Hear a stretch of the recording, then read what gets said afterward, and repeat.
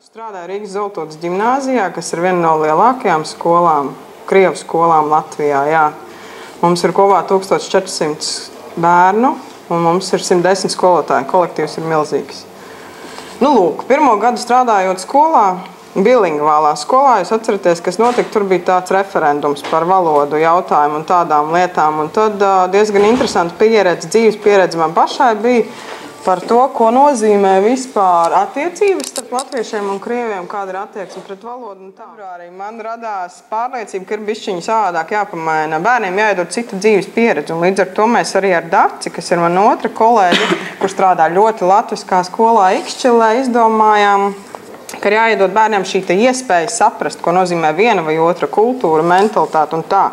Un tieši sēžot vienu dienu vasarā Twitterī, ieraudzīju vienu tādu sludinājumu. Sabiedrības integrācijas fonds bija retvītojis vienu ziņu, ka viņam ir izsludināta pieteikšanās uz šādu veidu tieši apmaiņas projektiem. Nu, un mēs uzrakstījām projektu 3 dienu laikā un ieguvām finansējumu. Un tagad tā sadarbība un tas veids, kā mēs to darām, tas ir viens misijas projekts iepazīst savu kaimiņu. Manējie 10 skolas skolnieki, viņi ir no 5. līdz 6. klasē, no 5. līdz 8. klasē, un 8. klases meitenē 10 piedalās šajā projektā, un Dacē, kas ir Ikšķiles vidusskolas skolotāja, arī ir 10 latviešu bērni, kur piedalās projektā, un tā ideja ir sekojoša. Jā, es tur biju rakstījusi arī pieteikumā, tā ir izprast citu kultūru un mentalitāti.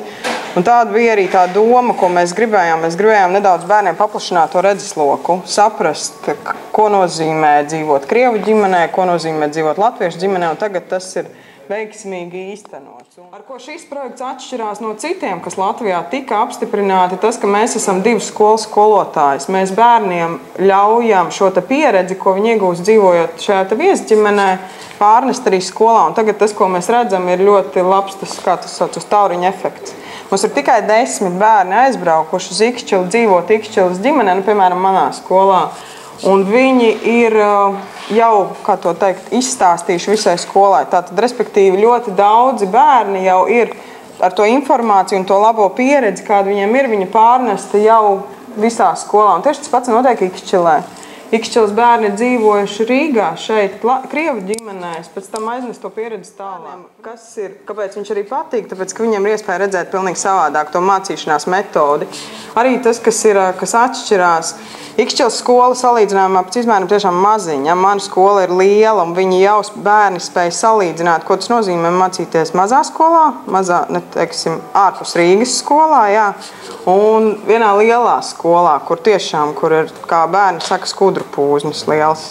Tad vēl, kas viņiem ir, kad viņi dzīvo 6 dienas ģimenēs, nu, un tie secinājumi ir ļoti interesanti jau tagad. Pēc it kā tikai 6 dienām viņiem jau ir savi secinājumi, ko ir izteikuši arī vecāki, kur ir ļoti daudz, var nostīties pēc tam mājās, noskatīties medijos, kas ir teikts, tur ir ļoti daudz latvieši ir teikuši lietas par krievu mentalitāti, krievu valodu, par to pieredzi, kā krievu bērni mācās, ko viņi dara pēc skolas un otrādi, ko latviešu bērni dara.